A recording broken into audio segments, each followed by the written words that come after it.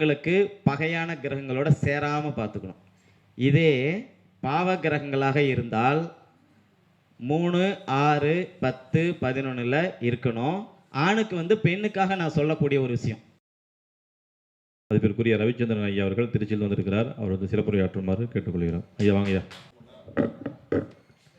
அனைவருக்கும் வணக்கம். என்னுடைய பேர் ரவிச்சந்திரன். நான் திருச்சி மேட்டுப்பாளையத்திலிருந்து வந்திருக்கேன். இன்னைக்கு நம்ம என்ன தலைப்பில் பேச போகிறோம் அப்படின்னு பார்த்தீங்கன்னா, யாருக்கு நல்ல மனைவி அமையும், யாருக்கு நல்ல கணவன் அமையும். அதுவும் உண்டு. நம்ம முன்னாடி சொன்னதிலே வந்துடலாம். யாருக்கு நல்ல மனைவி அமையும்? சார், நல்ல மனைவினா உங்களுக்கு பணத்தை சம்பாரித்து கொண்டு வந்து கொடுக்கறதுக்கோ, உங்களுடைய தேவைகளை பூர்த்தி பண்ணுறதுக்கோ இருப்பதை மட்டும் நான் இங்கே சொல்லலை. ஒரு 4 செவத்துக்குள்ளார ஒரு சின்ன சங்கடம் வருது, ஒரு சண்டை வருது அப்படின்னா, அந்த சண்டை கொலாயடி வரைக்கும் கொண்டு வந்து யார் விடுவா? யார் 4 செவத்துக்குள்ளாரே அதை முடிச்சுக்குவாங்க? யார் உறக்க பேசி ஊருக்கே தெரிஞ்சிடும் அப்படிங்கிற ஒரு விஷயமெல்லாம் ரத்தன சுருக்கமாக சொல்ல போகிறேன். விரிவாக சொல்லலை, ரத்தன சுருக்கமாக சொல்ல போகிறேன். உங்களுடைய லக்னம் சுபருடைய லக்னமாக இருந்தாலும் பாவருடைய லக்னமாக இருந்தாலும் பரவாயில்லை.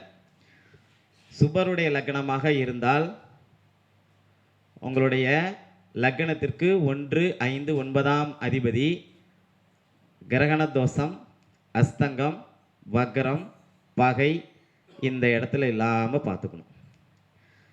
அவங்களுக்கு பகையான கிரகங்களோட சேராமல் பார்த்துக்கணும். இதே பாவ கிரகங்களாக இருந்தால் 3, 6, 10, 11 இருக்கணும். மீதி எல்லாம் அதே தான். கிரகண தோஷம் இருக்கக்கூடாது, அஸ்தங்கம் அடையக்கூடாது, சரிங்களா, வக்ரம் அடையக்கூடாது. அந்த கிரகத்துக்கு பிடிக்காத கிரகங்களோட அவங்க சேரக்கூடாது. இதெல்லாமே பார்த்தீங்க அப்படின்னா இது வந்து பாவர் லக்னங்களுக்கு. சரிங்களா? இதை 2 வகையாக முதல்ல நீங்கள் புரிஞ்சுக்கணும். அதுக்கு அடுத்தது 2ஆம் இடம் வந்து நம்மளுடைய குடும்பம், 7ஆம் இடங்கிறது நம்மளுடைய மனைவி. சரிங்களா? இந்த 2ஆம் இடத்துல யார் யாருடைய ஜாதகத்துலலாம், இப்போ மேடம் சொன்ன மாதிரி 2ஆம் இடத்துல யாருக்கு பரல் 28க்கு மேலே இருக்கோ, அது எந்த அளவு ஏறுதோ அந்த அளவுக்கு தகுந்த மாதிரி உங்களுக்கு ஒரு அமைதியான குடும்பம் கிடைக்கும். 7ஆம் இடத்துக்கு பரல் யாருக்கு அதிகமாக இருக்கோ அங்கேயும் அதே மாதிரி கிடைக்கும். சரி, இது பரலை வச்சு சொல்லக்கூடியது. சரி, கிரகங்களை வச்சுல நம்ம சொல்லணும். கிரகங்களுடைய ஒரு சின்ன ஒரு தொகுப்பு தான் நம்ம பரல்னு எடுத்துட்டு இருக்கிறோம். அப்போது இந்த 2ஆம் இடங்கிறது நம்மளுடைய குடும்பம், குடும்பத்துக்கான நம்ம செலவு பண்ணக்கூடிய எல்லாமே அந்த 2ஆம் இடத்துல இருக்கும். 2ஆம் இடத்துல யார் யாருடைய ஜாதகத்திலலாம் செவ்வாய் பகவான், சனி பகவான் தொடர்பு கொள்கிறாங்களோ அந்த வீட்டில் கொஞ்சம் பிரச்சனையாக தான் இருக்கும். இந்த கொஞ்சங்கிற ஒரு வார்த்தை மேடை நாகரிகத்துக்காக நான் சொல்கிறேன். கொஞ்சம் இல்லை, நிறையவே இருக்கும். சரிங்களா? உங்களுடைய 2ஆம் பாவத்துக்கு, அதாவது இதுக்கு முன்னாடி இன்னொரு விஷயமும் சொல்லணும். இந்த லக்னாதிபதி நல்ல வலிமையாக இருக்கணும். நீங்கள் எத்தனை யோகங்கள் அனுபவிக்கணும்னாலும், கஷ்டங்கள் அனுபவிக்கணும்னாலும் லக்னத்தினுடைய அமைப்பை முதலில் சீர்தூக்கி பார்க்கணும். லக்னாதிபதி 6ஆம் இடத்துல போய் இருக்கும்போது 2ஆம் இடம் எப்படி இருந்தால் நமக்கு என்ன, 7ஆம் இடம் எப்படி இருந்தால் நமக்கு என்ன? அப்போ லக்னாதிபதி வலிமையாக இருக்கணும். சுபகிரகமாக இருந்தால் 1, 5, 9ஆம் இடத்துல லக்னாதிபதி இருக்கணும். நான் முன்னாடி சொன்ன பாயிண்ட் படி இருக்கணும். பாயிண்ட் படி இருக்கக்கூடாது. கிரகணம், அஸ்தங்கம் அது மாதிரிலாம் சொல்லியிருக்கேன், அதுபடி இருக்கக்கூடாது. பாவ கிரகமாக இருந்தால் 3, 6, 10, 11 இருக்கணும். அதுக்கப்புறம் தான் நான் இப்போ சொல்லக்கூடிய ஒரு விஷயம். அப்போ 2ஆம் இடத்தில் செவ்வாய் பகவானோ, சனி பகவானோ, ராகு பகவானோ, கேது பகவானோ, முக்கியமாக அமாவாசை சந்திரனோ உட்கார்ந்துருந்தா பிரச்சனை தான். நல்லா புரிஞ்சுங்க.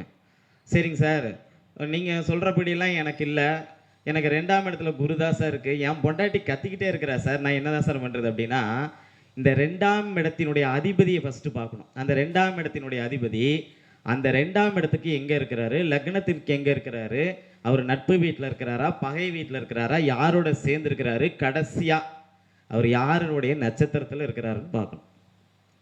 இது எல்லாமே ஆய்வு செய்யணும். கேட்ட உடனே ஒரு பலன் நம்ம சொல்லவே முடியாது யாராலையுமே. முதல்ல அந்த கிரகம் என்ன வலுவில் இருக்குது, அது நட்பா ஆட்சியா உச்சமான்னு பார்த்துட்டு அதன் பிறகு சாரத்தம், அந்த சாரம் வந்து நம்ம மெயினாக எடுக்கணும். சாரம் பார்க்கும்போது பார்த்தீங்கன்னா அதனுடைய அளவுகள் தெரியும். இப்போ ஒருத்தர் வந்து பார்த்தீங்கன்னா மேச லக்னம் வச்சுக்கோங்க, 2ஆம் இடத்தின் அதிபதி சுக்கிரன், அது 2ஆம் இடத்துல ஆட்சி, நிறைய அதாவது மனைவியால் யோகம், செல்வாக்கு, அவங்களால நிலபலம், ஆதாயம், மனைவியால் மொத்தத்தில் மிகப்பெரிய வருமானம் நம்ம சொல்லிடலாம். ஆனால் அதனுடைய அளவு எவ்வளவு? அங்கே எத்தனை 3 நட்சத்திரம் இருக்குல்ல, ரிஷபத்தில் 3 நட்சத்திரம் இருக்குது. யார் நட்சத்திரம் இருக்குது? சூரியனுடைய நட்சத்திரம் ஃபஸ்ட்டு இருக்குது. அப்போ சூரியனுடைய நட்சத்திரம் இருக்கும்போது அந்த லக்னத்துக்கு 5ஆம் அதிபதியுடைய நட்சத்திரத்தில் போய் சந்திரன் உட்கார்ந்துருக்கிறார். புரியுதுங்களா? அதுக்கப்புறம் சந்திரனுடைய நட்சத்திரம் மேச லக்னத்துக்கு 4ஆம் அதிபதியுடைய அமைப்பில் போய் உட்கார்ந்துருக்கிறார். கடைசியாக அவருடைய சொந்த நட்சத்திரமே செவ்வாயுடைய நட்சத்திரமே. அப்போ இந்த 3 இடத்துலையுமே இருக்கும்போது எப்படி இருந்தாலும் அவர் யோகத்தை தானே செய்வார்னு சொல்லியிருக்காங்க. அப்படிதான் சார் சொல்லியிருக்காங்க மூல நூல்களை. சரிங்களா? வைகாசி மாதம் வர அமாவாசை அன்னைக்கு அவர் பிறந்திருந்தார்னா 3 நட்சத்திரத்தில் எங்கே உட்காந்துருந்தாலும் வேலை செய்ய முடியாது. அந்த கடைசியாக அந்த அமைப்புக்கு வரணும். இப்போ அவர் வளர்பறையாக இருக்கும்போது அவர் என்ன சாரத்தில் உட்காந்துருக்கிறாரோ அந்த சாரத்தின் வழியாக அளவுகளை வந்து உயர்த்தி பார்க்கணும். 30 லட்சமா, 40 லட்சமா, 50 லட்சமா, 60 லட்சமானு. இதே ஒரு தேய்பிரியாக இருக்கும்போது குறைச்சி பார்க்கணும். எந்த சாரம்? செவ்வாயா, அவர் 8ஆம் இடத்துக்கு அதிபதியாக வர்றார், கொஞ்சம் குறைப்பா. சந்திரனா, பரவாயில்ல 4ஆம் இடம், கொஞ்சம் பரவாயில்ல அப்படின்னு. 5ஆம் இடமா, எவ்வளோ அடி விழுந்தாலும் சரி எந்திரிச்சு வந்துடுவான்னு அர்த்தம். அப்போ அந்த 2ஆம் இடம் ஒரு ரொம்ப ரொம்ப முக்கியமான ஒரு விஷயம். அந்த 2ஆம் இடத்துல வந்து பார்த்தீங்கன்னா எந்த காரணத்துக்கு கொண்டு பாவ கிரகங்கள் இருக்கக்கூடாது. 2ஆம் அதிபதி கெடவே கூடாது. இப்படி இருந்துச்சுன்னா உங்கள் குடும்பம் நல்லாயிருக்கும். அதுக்கப்புறம் பார்த்தீங்கன்னா 7ஆம் இடம். இந்த 7ஆம் இடத்தினுடைய அதிபதி நல்லா கவனிச்சுங்க. நான் உதாரணத்துக்கு எடுத்த மேச லக்னத்துக்கே சொல்லிடுறேன். நான் மேச லக்னம் கிடையாது. ஏன்னா நிறைய பேர் சார் அவருடைய லக்னத்தை அடிச்சு விட்டுட்டுருக்கிறாரு அப்படின்னு பேசுவாங்க. நான் மேச லக்னம் கிடையாது. மேச லக்னத்துக்கு 7ஆம் அதிபதி யாருங்க? சுக்கிரன். இந்த சுக்கிரன் 7லேயே ஆட்சின்னு வச்சுக்கோங்களேன். இந்த சுக்கிரன் 7லேயே ஆட்சின்னு வச்சுக்கோங்க. அங்கேயே 3 சாரா இருக்கா? 3 நட்சத்திரம் இருக்குல்ல, செவ்வாய், ராகு, அதன் பிறகு குரு. இந்த மேச லக்னத்துக்கு குருவுடைய நட்சத்திரத்தில் சுக்கிரன் ஏறி இருக்கிறாருன்னு வச்சுங்களேன், மனைவி ரொம்ப சாந்தமான மனைவியாக வருவாங்க. ராகுடைய நட்சத்திரம், அவங்க என்ன கேட்டாலும் அவங்க பெரிய அளவில் ஆசைப்படுவாங்க. ஆசையை நிறைவேற்றி கொடு பாலகுமாரா அப்படின்னு கொடுத்துடணும். ஏதாச்சும் நீங்கள் முன்பின் பேசுனீங்க அப்படின்னா பவர் கட்டு. ஓகே. அப்புறமேல் பார்த்தீங்கன்னா செவ்வாயுடைய நட்சத்திரம். செவ்வாய் லக்னாதிபதியாகவும் வராரு, 8ஆம் அதிபதியாகவும் வராரு. அவர் எந்த வீட்டோட தொடர்பு கொள்கிறாரோ அதை வச்சு தான் இங்கே முடிவு பண்ணணும்.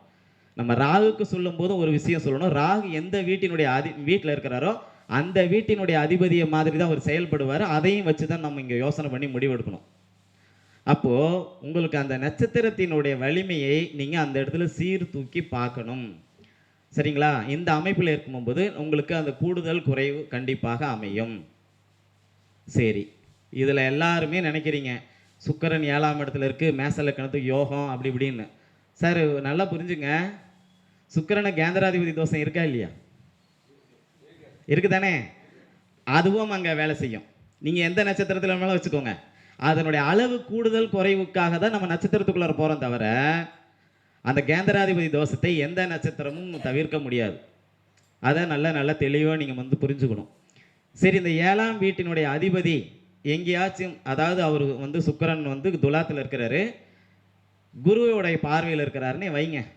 குரு சந்திரதி யோகத்தில் இருக்கிறார்னா மிகப்பெரிய அளவில் யோகத்தை தூக்கியும் கொடுக்கும், கேந்திராதிபதி தோஷத்தையும் சேர்த்தே வேலை செய்யும். நல்லா புரிஞ்சுங்க. இந்த இடத்துல சுக்கிரன் கொஞ்சம் வலிமை அடைஞ்சால் நல்ல மனைவி கிடைக்கும். ஏன்னா அது கேந்திராதிபதி தோஷம் அங்கே முறியடிக்கணும். சரி, இங்கே சுக்கிரன் இருக்கிறாரு, கன்னி வீட்டில் ஒரு அதாவது இங்கே சுக்கிரன் வந்து துலாத்தில் இருக்கிறாரு, கன்னி வீட்டில் ஒரு 29 டிகிரியில் சனியோ செவ்வாயோ இருக்கிறாருன்னு வைங்களேன், இருக்கிறாருன்னு வைங்க.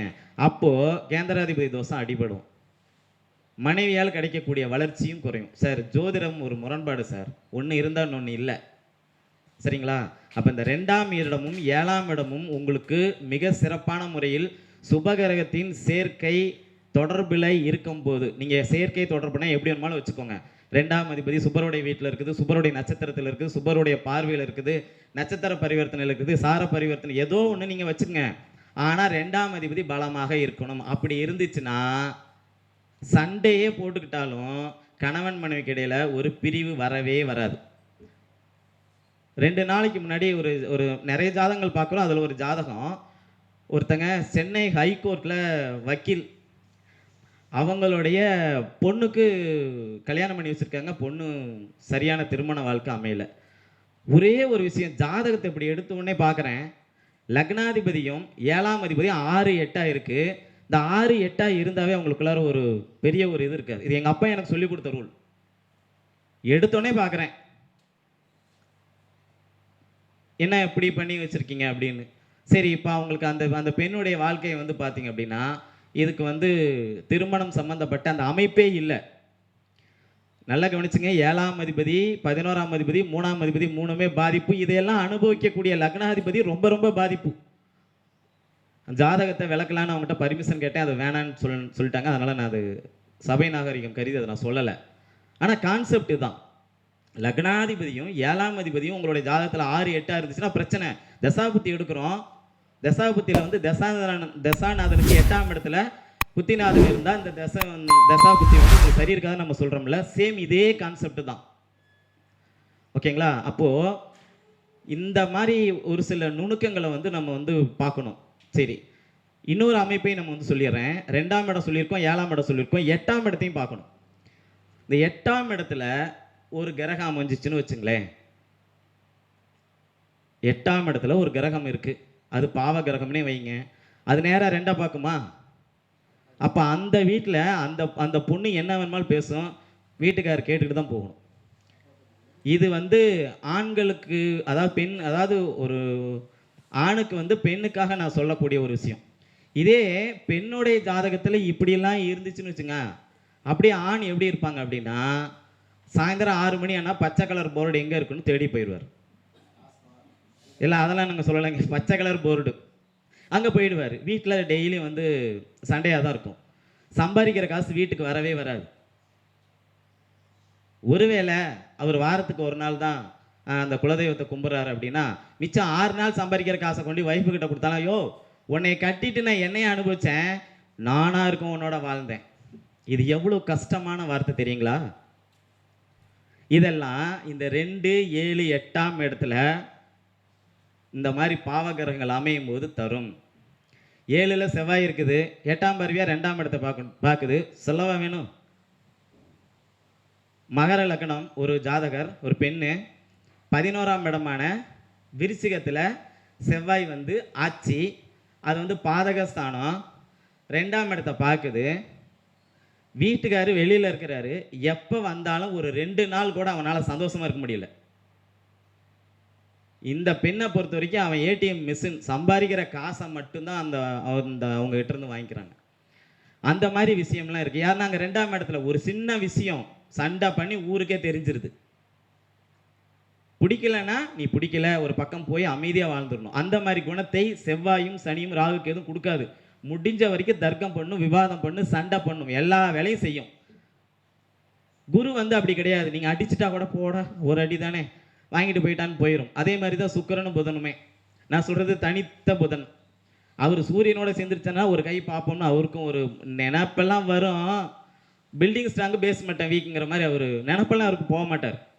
ஸோ ஒரு ஜாதகத்தில் 2ஆம் இடமும் 7ஆம் இடமும் 8ஆம் இடமும் பாவ கிரகங்களுடைய தொடர்புக்கு வந்துச்சுன்னா அவங்களுடைய வீடு அவங்களுக்கு வீடாக இருக்காது. இதே சுபகிரகங்கள் போய் அமர்ந்துருச்சு அப்படின்னா, நீங்கள் 5 மணிக்கு போனாலும் சரி, நான் ராத்திரி 11 மணிக்கு போனாலும் சரி, உங்கள் மனைவி அட்லீஸ்ட் ஒரு 10% உங்களை வந்து உள்ளங்கையில் வச்சு கண்டிப்பாக தாங்குவாங்க அப்படின்னு சொல்லி நிறைய பேர் பேசவிருப்பதனால நம்மளுடைய பேச்சை இந்த அளவில் நிறைவு செய்கிறேன். நன்றி, வணக்கம். தம்பி ரவிச்சந்திரன் எப்படி பேசினார்? லக்கணத்துக்கு 2ஆம் இடத்துல யார் யார் இருக்கக்கூடாதுன்னாரு? செவ்வாயும் சனியும் இருக்கக்கூடாதுன்னாங்க. செவ்வாயும் சனியும் இருக்கக்கூடாதுன்னு சொன்னார். ஃபஸ்ட்லேருந்து வரலாம்.